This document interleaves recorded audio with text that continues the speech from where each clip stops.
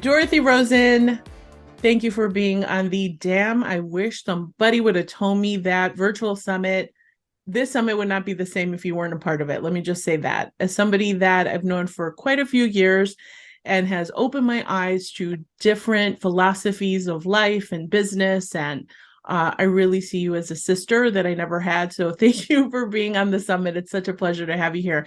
And I want people to get to know you too. So would you please share for the viewer what you do and why you think it matters?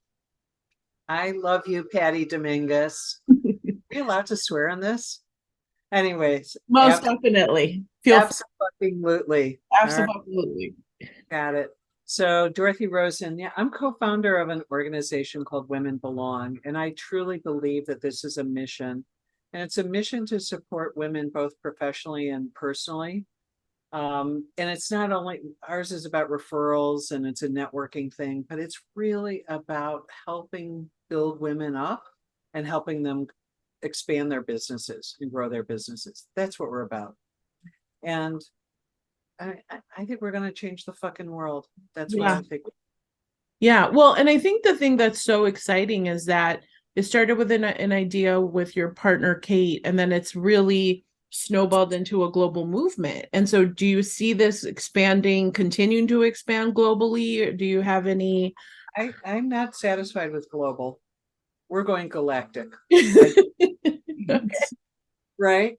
But I think that we sometimes have to have visions that scare us because we don't know what they mean. Right.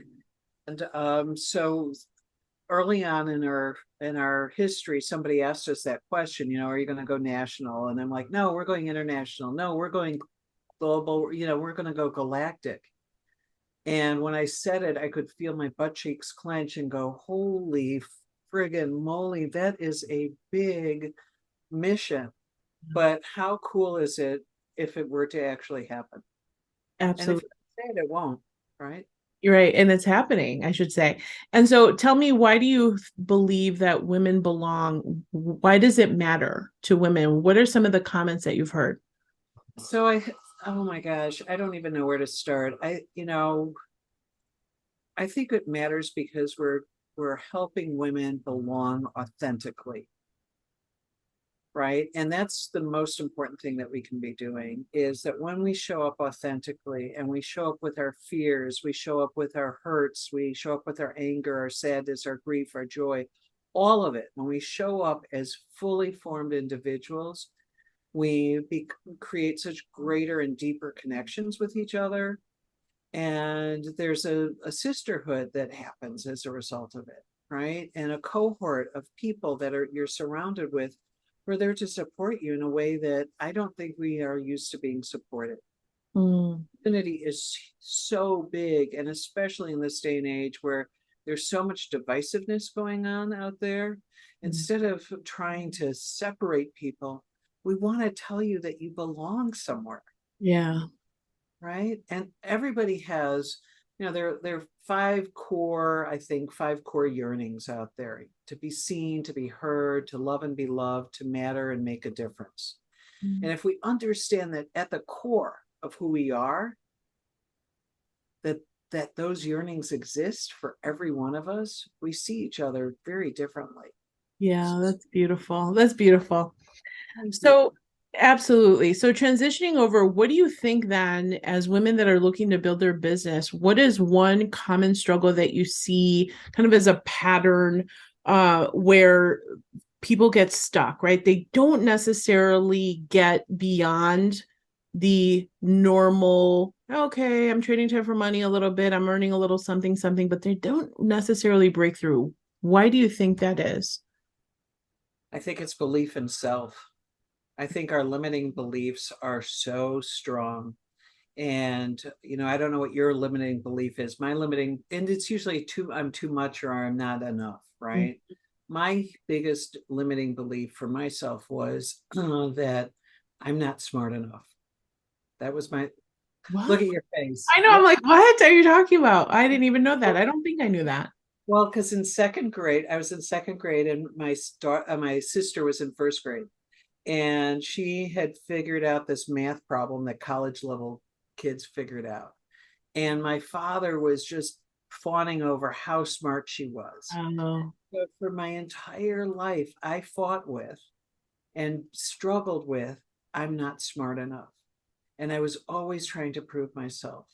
And so I think that's part of it. I think that women don't know how to ask for help.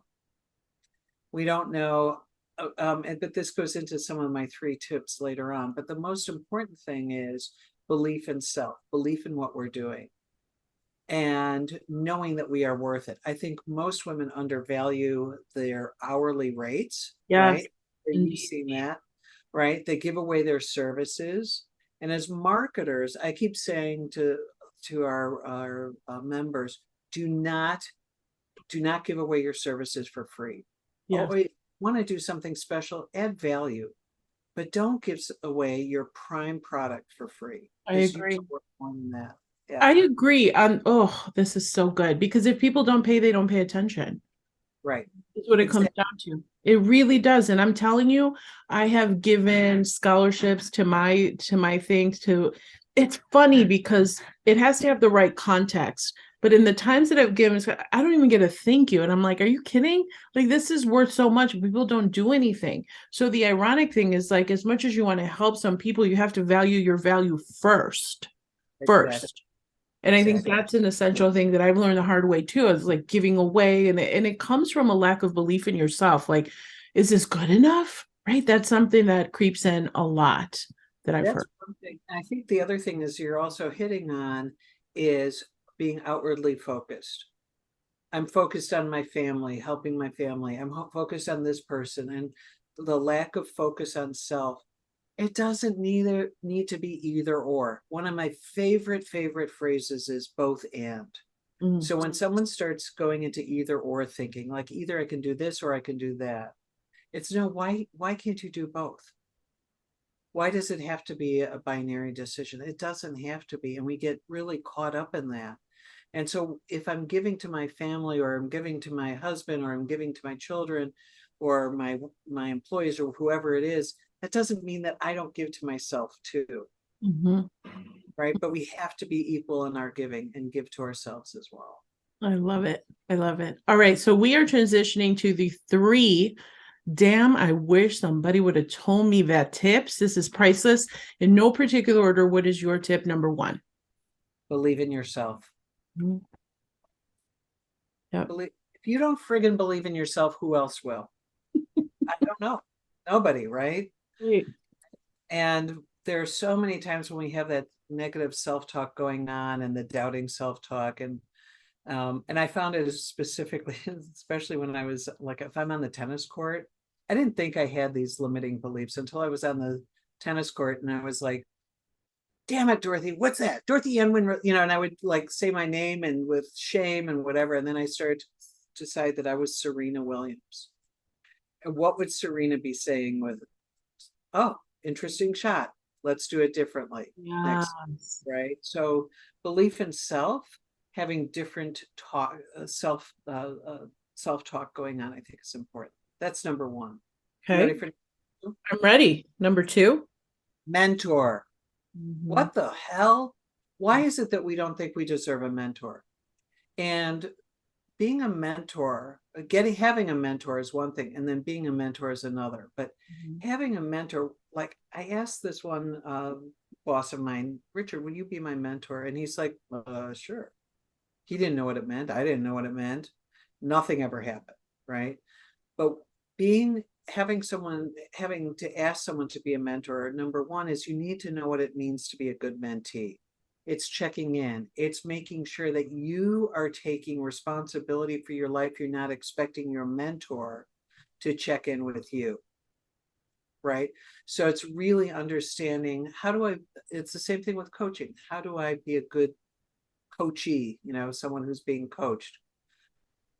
And it's taking responsibility for our lives, and asking questions and being open to the answers. Yeah. But having a mentor for me is like, it's not just one person necessarily.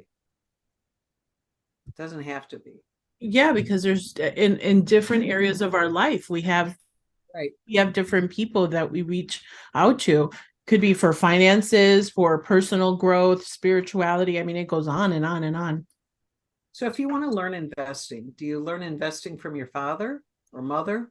Or do you learn investing from Warren Buffett? Yeah. Right? Yeah. Like, who do you want to learn investing from?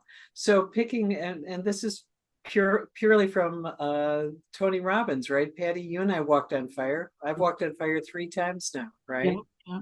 And so, but if you want to move forward, surround yourself with mentors, people who are going to help you move forward, but you need to take responsibility for that relationship. I love that. And how about tip number 3?